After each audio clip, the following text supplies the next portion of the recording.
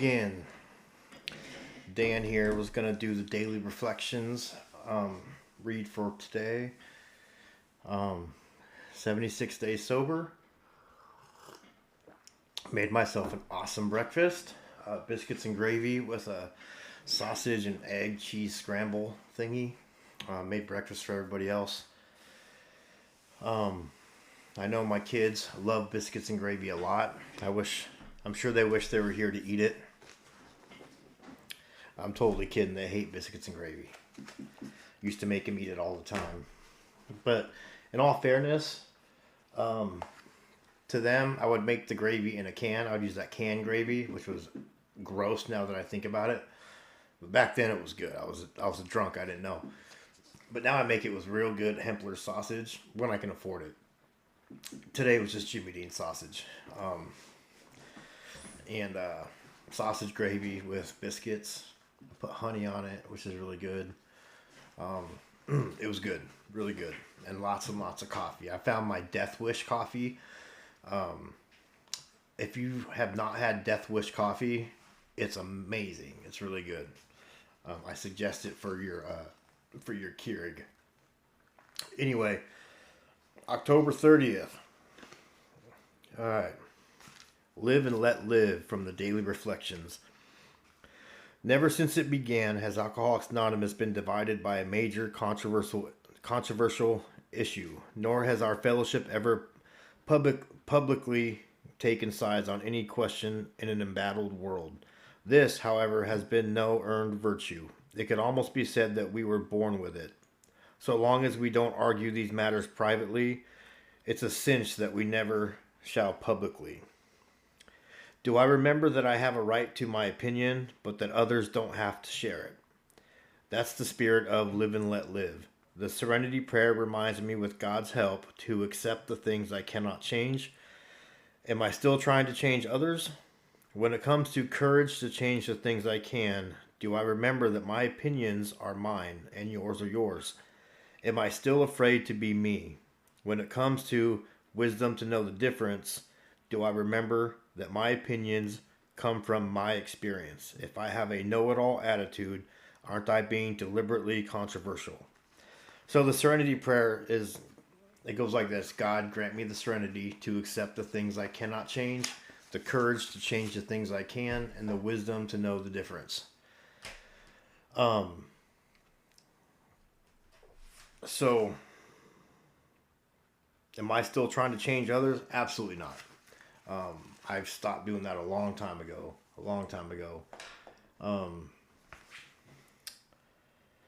My opinions are mine and yours are yours. You know, everybody's entitled to their opinion. Even the negative comments I get, which I think I can count them on one hand, maybe three fingers. I'm grateful for all those opinions though, and I don't get mad. I'll address them, but I don't get too mad because I'm putting stuff out there publicly, and so I can't expect everybody to agree or to not have their opinions. I don't expect everybody to share my opinion, and that's okay. That's what makes America America. We all have our own opinions, which is great. When I speak about things, I just want to make it clear, I'm not a representative of AA or NA or any recovery group whatsoever. I'm not a doctor. I don't have a degree. I'm not a licensed therapist. None of that. I have my degree from the streets, okay, and my experience. And so everything I speak about is my opinion and, my experience and what I know. Now, these are all my opinions, okay? I'm not claiming to know everything. I don't know everything. Matter of fact, it's quite the opposite. I don't know shit about shit, okay? I know about me, my feelings, my behaviors, my experience, my hopes, my dreams, etc. So, but what I do know is you could take what I say to the bank usually, because I speak the truth. My truth may not be your truth, and that's okay. That's okay. What works for me may not work for you. My program of recovery may not look like your program of recovery, as it probably shouldn't. We should have our own programs of recovery and what that may look like. I do know what works for me though. And this alcoholic and this addict has gone out and done the research dozens of times. Okay.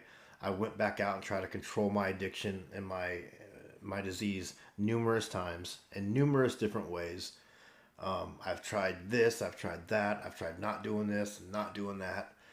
It always winds up going to the same destination, which is to the bottom of my hole, my rock bottom, which I've hit numerous times. It takes more than just once. You can hit rock bottom a couple times. Believe me, I have. Some aren't as bad as the others. Some are far worse. My bottom that struck me differently this time, it wasn't living on the streets, losing everything. It was, I was so close to losing my soul, and I truly accepted death. When I would wake up every day and want to die more than I wanted to live, that's when I knew that something had to change.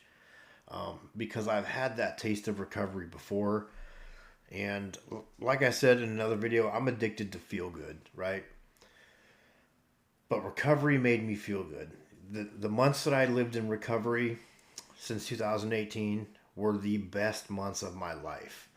Not just in regards of things and material things I would get back, but in terms of peace and being teachable and employable and lovable again, and trustful or trusting. I don't know, trustful is a word. All those things, man, it was great. Today I don't have a lot of material things. I have a car that still broke down, mainly because I can get it jacked up and get the tire off, but then what? I don't know what to do after that. My motorcycle, I think I know what's wrong with it, but it's got no brakes. I was riding it with bad brakes, and so I'm not going to ride anything unsafe anymore, because today I want to live. I don't want to die today. I especially don't want to go through all the bullshit that I went through to get where I'm at today just to die because of my negligence. So, and being unsafe.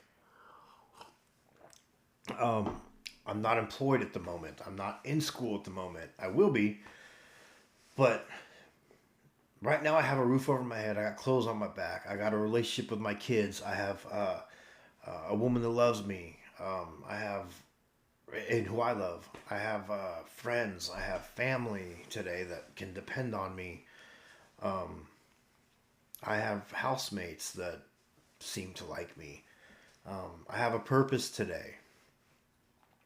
Doesn't make me a know-it-all by any means. I know what I know, and that's it. But I've been through almost every circumstance you can think of, except for sexual abuse. I've never gone through that, thank goodness. So I can't relate to anybody on that. But other than that, I can relate to a lot of people on a lot of things. Literally. So yeah, man, I don't know. I'm a man of hope today, and I hope if you're suffering out there that your suffering is so great. And I hate saying this, but I don't. I hope it's so great. I hope you hurt so bad right now, so bad to where you decide to make a change. Because brothers and sisters, there's hope out there. I'm proof of it. Okay, your life doesn't have to be in the dark anymore. At this point, it's a choice. Now, I've heard so many excuses why people don't want to go to treatment. Oh, I need to take care of my family. I need to do this. I don't want to leave my dog. I'm going to lose my apartment. I'm going to tell you, you're going to lose all that shit anyway. If you keep going down the road you're going down, you're going to lose it. I promise you. It's just a matter of time. Not a matter of if, but a matter of when. So, but I do promise you, if you make that choice to get yourself right, you can keep all those things. You may lose it at that time. You may go through some hardships, but the end game will be amazing. And most people understand, if someone needs to watch your dog while you go to treatment, or look after your family while you're in treatment, or your landlord, you be honest. If you're honest with people, people understand. People understand that people go through addictions. And if you're just straight up and honest and you speak from the heart and don't just say what they want to hear, but you speak your truth, people will be there for you. If you're afraid of going to treatment because you don't want to leave your wife and kids because it'd be too hard on her, or you're worried about losing the place or your job, I'm almost positive you go and talk to these people and tell them what's going on, but you tell them, hey, I'm trying to get help and I want to change my life. So I could be a better employee, a better tenant, a better husband, a better father. Most people will understand. Okay. And, but that's just talking about it, right? Like I was about to lose everything. But I couldn't care about it. I had to go to detox, and then I went to treatment, and miraculously my landlord, he said because I'm in treatment, he's not going to tow my RV or my car. Because I went to treatment, I didn't lose my kid. Because I went to treatment, I didn't die. Because I went to treatment and chose to do something with my life, I have a roof over my head today. I have rent paid at my place for the whole month of November. That's crazy because I never paid rent. I was such a manipulator and a bullshitter. Man, I don't know how I made it 41 years of my life, manipulating my way through it, charming my way through it. That was a gift I had, I guess. In treatment, we talked about superpowers. What was our superpower? And everybody all said something good. Mine wasn't good. I said, I'm just being honest. Mine was being a manipulator. That was my biggest thing. I was able to look at somebody in the eye and get them feeling a certain way or believing a certain thing. And I would get a pass a lot, or I would get favoritism, or I just knew how to work the system and I knew how to work people. I don't do that anymore. I don't have to do that anymore. My actions now speak louder than words. People can see how I live. People can see that I walk the walk. I don't just talk the talk. That's why I'm a bit confident on here, because you could check any of my anything and you'll see that I'm doing the deal. I'm living it. I'm talking it. I'm walking it. I'm helping others. I'm doing things for others. I'm doing what I say I'm doing, and everything I'm telling you that you should be doing. I mean, if you want my advice in regards to getting sober, it's nothing that I haven't done or would do. I would never advise anybody to do anything I haven't done or wouldn't do myself. And just know that tomorrow's always going to be brighter. Things get better. Tough times never last. They really don't. But tough people do. You get through some of the hardest moments in your life, you truly come out of it a stronger person. You really do. It builds character. You're able to handle things better. So if you're going through life and you're like, fuck this, man, I can't do this. Like, I just want to give up. I encourage you to don't, okay? You have little ones that love you. You have family that loves you. If you don't have little ones, you have parents that love you. There's somebody that loves you. And if you keep saying that nobody does, well, check it out. I love you. And I mean that. I will take a bullet for any one of you fucking people. Okay? And if you don't believe that, then God loves you. Simple as that. Even if you don't believe in God, it doesn't matter. God believes in you. And you may not see it now, but you'll see it at some point, I believe in God because I should be dead, and I'm not. He's kept me alive through so many situations where I should be dead or maimed, It's crazy, And don't let a bad hour or a bad morning let you have don't make it a bad day. It doesn't have to be. Having a good day or a bad day is a choice, okay? What I do when I'm having a bad day, I'll pause, I'll take a step back, I'll pray, and then I'll act as if that prayer was answered. So I will manipulate my mind to thinking I'm in a better mood. Or I'll pick up the phone and I'll text somebody that's struggling or that may be struggling. I'll try to help somebody, talk to somebody on the phone that's struggling. And by doing that, once I hang up that phone or once I'm done doing what I'm doing, suddenly my problem seems super small. You know, when my God is big, my problems are small, right? And when I make my problems big, then my God is small. You know what I mean? So I put him first and I give it all to him, but I also, it requires action as well. Do the next right thing, right? Be a good person. Don't be a douchebag. Don't be one. Don't be an asshole. Don't be a dick. Don't be a biatch. Okay? Like, what's the point? Just stop it. Okay? Um, don't sit there and argue with people. Even when you argue, and win an argument, you really lose it. I mean, really, because now you've called somebody out, you made them feel stupid. Like, you've just lost points. You don't gain anything but like a sense of phony satisfaction. So just get along with people, man. You see somebody pushing their car, stop your car, get out and push your car with them. You see someone on the street begging for some food, give them a burger, man. You know you got the money for a burger, and if you don't, you don't. You know, you don't have to give them money. Give them an extra blanket.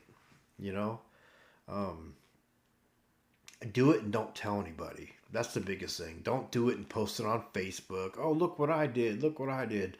That's so phony. Don't do that shit.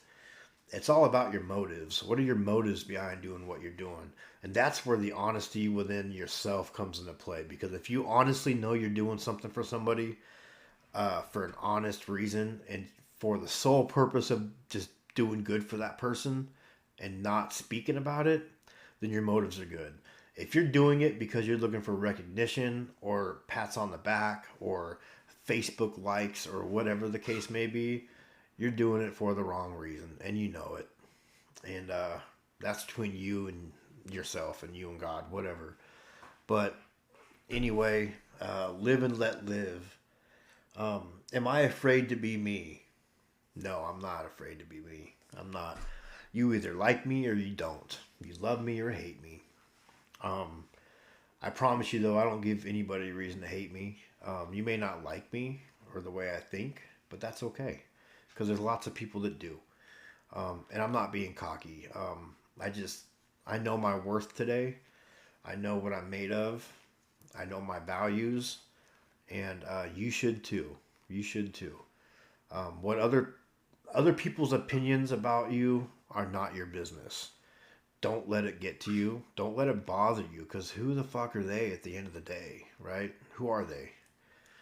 If they think negatively of you, then that you don't need to have them in your life.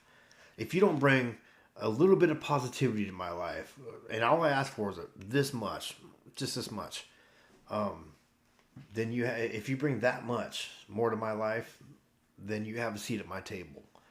If you try to take away any of that, then sorry, my friend, I don't got time for you. You don't have a seat at my table. I don't have room in my life for you. I just can't do it. Can't do it. For my sanity and for my sobriety, I don't have to do it today. So I hope you all are having a wonderful day. I hope I didn't ramble too much. I love you. And if you're having a bad day, I'm sorry. Reach out, okay? People love you. I love you. You're worth it. You're beautiful. You're amazing. And just, I don't know, just keep smiling and show the world you're stronger today than you were yesterday. And every day it will get better. Life gets better. I promise you. Tough times don't last. So try to stay positive and have a wonderful, wonderful day. And thank you for helping me stay sober another day.